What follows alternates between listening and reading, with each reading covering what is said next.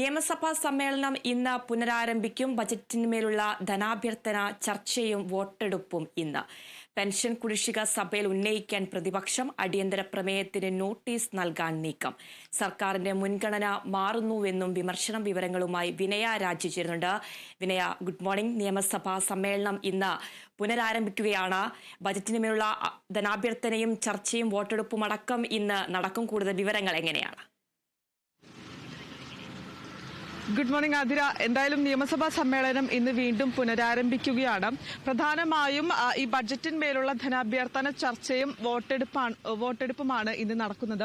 പൊങ്കാലയോടനുബന്ധിച്ച് 13, 14 തീയതികളിൽ നിയമസഭയിൽ ഇന്ന് പ്രധാനമായും നിയമസഭയിലെ ചോദ്യോത്തരവേളയിൽ വിഴിഞ്ഞം പദ്ധതിയിലെ വയബിലിറ്റി ഗ്യാപ്പ് ഫണ്ട്, കൂടാതെ തന്നെ മണിയാർ ജലവൈദ്യുത പദ്ധതിയുടെ കരാർ നീട്ടൽ എന്നീ വിഷയങ്ങളായിരിക്കും പ്രധാനമായും സഭയിൽ ഉന്നയിക്കുന്നത്.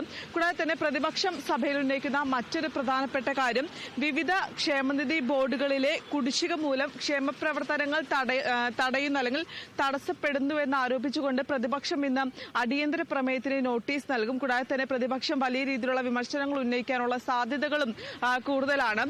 ഈ നിലവിൽ കുടിശ്ശികയുള്ള ക്ഷേമ പെൻഷൻ നൽകണം, കൂടാതെ ഈ സർക്കാരിന്റെ മുൻഗണന വേറെ പദ്ധതികളിലേക്ക് മാറുകയാണ് എന്നടക്കം ചൂണ്ടിക്കാണിച്ചുകൊണ്ടായിരിക്കും പ്രതിപക്ഷം ഇന്ന് നിയമസഭയിൽ അടിയന്തര നോട്ടീസ് നൽകുക എന്നാണ് മനസ്സിലാക്കുന്നത്. കൂടാതെ തന്നെ പൊതു സർവകലാശാലകളുമായി ബന്ധപ്പെട്ട ബില്ലിന്റെ രണ്ടാം ഭാഗം ഈ മാസം 20-നാണ് നിയമസഭയിൽ അവതരിപ്പിക്കുന്നത്. സംസ്ഥാന സ്പോർട്സ് ഭേദഗതി ബില്ലും ഇന്ന് സഭയിൽ ചർച്ചയാകുമെന്നാണ് മനസ്സിലാക്കുന്നത്. ഇത്തരത്തിൽ ഇന്ന് പ്രധാനമായും ചർച്ചയാകുന്ന വിഷയം ഈ കുടിശ്ശികയുമായി ബന്ധപ്പെട്ടിട്ടുള്ള കാര്യങ്ങൾ തന്നെയാണ്. ഈ ക്ഷേമ പെൻഷൻ വിതരണത്തിൽ ഈ കുടിശ്ശികയുള്ള സാഹചര്യമുണ്ട്. അത് വലിയ രീതിയിലുള്ള വിമർശനങ്ങൾക്കടക്കം സാക്ഷ്യം വഹിച്ച ഒരു സാഹചര്യം അടക്കമുണ്ടായിരുന്നു. ഈ വിഷയങ്ങളടക്കം തന്നെയായിരിക്കും ഇന്ന് സഭയിൽ പ്രധാനമായും പ്രതിപക്ഷം ഉന്നയിക്കുന്നത്. സർക്കാരിനെതിരെ ആഞ്ഞടിക്കാനുള്ള ഒരു വിഷയമായി തന്നെയാണ് ഈ ക്ഷേമ പെൻഷൻ കുടിശ്ശികയടക്കം അവതരിപ്പിച്ചുകൊണ്ട് അല്ലെങ്കിൽ പ്രതിപക്ഷം ഇന്ന് അടിയന്തര പ്രമേയത്തിന് നോട്ടീസ് നൽകുന്നത്. കൂടാതെ ഈ പൊതു സർവകലാശാലകളുമായി ബന്ധപ്പെട്ട ബില്ലിന്റെ ആണെങ്കിലും, കൂടാതെ ഈ സംസ്ഥാന സ്പോർട്സ് ഭേദഗതി ബില്ലും അടക്കം സഭയിൽ ചർച്ചയാകുമെന്നാണ് എന്തായാലും മനസ്സിലാകുന്നത്. ഈ മാസം 25 വരെയാണ് സഭയുള്ളത്. ഈ ആറ്റുകാൽ പൊങ്കാലയോടനുബന്ധിച്ച് 13ഉം 14ഉം സഭയില്ല. ഇന്ന് ചേരുന്ന സഭയിൽ പ്രധാനമായും ഈ വിഷയങ്ങളായിരിക്കും ചർച്ചയാവുക. ആതിര. അതുപോലെ തന്നെ വിനയ, സർക്കാരിന്റെ മുൻഗണന മാറുന്നു എന്നുള്ള വിമർശനം രൂക്ഷമായി വരുന്ന ഒരു സാഹചര്യമാണ് ഉണ്ടാകുന്നത്.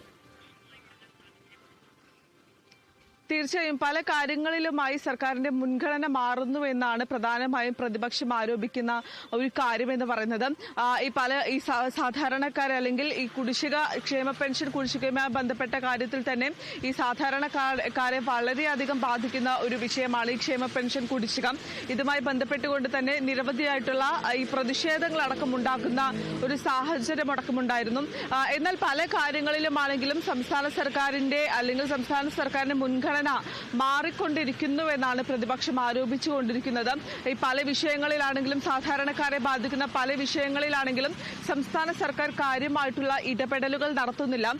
മറ്റു പല കാര്യങ്ങളിലേക്കുമാണ് അല്ലെങ്കിൽ മറ്റു പല വൻകിട പദ്ധതികൾ കൊണ്ടുവരുന്നതിലേക്ക് മാത്രമാണ് സർക്കാർ ശ്രദ്ധ ചെലുത്തുന്നത്. ഇതെല്ലാം തന്നെ ചൂണ്ടിക്കാണിച്ചുകൊണ്ടാണ് പ്രതിപക്ഷം ഇന്ന് സഭയിൽ അടിയന്തര പ്രമേയത്തിന് നോട്ടീസ് നൽകുക എന്നാണ് മനസ്സിലാക്കുന്നത്. ഇത്തരത്തിൽ എന്തായാലും സർക്കാരിനെതിരെ ആഞ്ഞടിക്കാനുള്ള വിഷയങ്ങളുമായി തന്നെയാണ് പ്രതിപക്ഷം ഇന്ന് സഭ ചേരുമ്പോൾ പോകുന്നത്. അതിനുമായി ബന്ധപ്പെട്ടിട്ടുള്ള ഈ ചർച്ചയെല്ലാം തന്നെ നടക്കും. കൂടാതെ തന്നെ ബജറ്റിന്മേലുള്ള ഈ ചർച്ചയും ഇന്ന് നടക്കുന്നുണ്ട്. ഈ പല പ്രവർത്തനങ്ങളിലും സർക്കാരിനെതിരെ വിമർശനം ഉയരുന്ന ഒരു സാഹചര്യമുണ്ട്. അത് തന്നെയായിരിക്കും ഈ ക്ഷേമ പെൻഷന്റെ കാര്യത്തിലാണെങ്കിലും വലിയ രീതിയിലുള്ള വിമർശനങ്ങൾ ഉയർന്ന ഒരു സാഹചര്യം ഉണ്ടായിരുന്നു.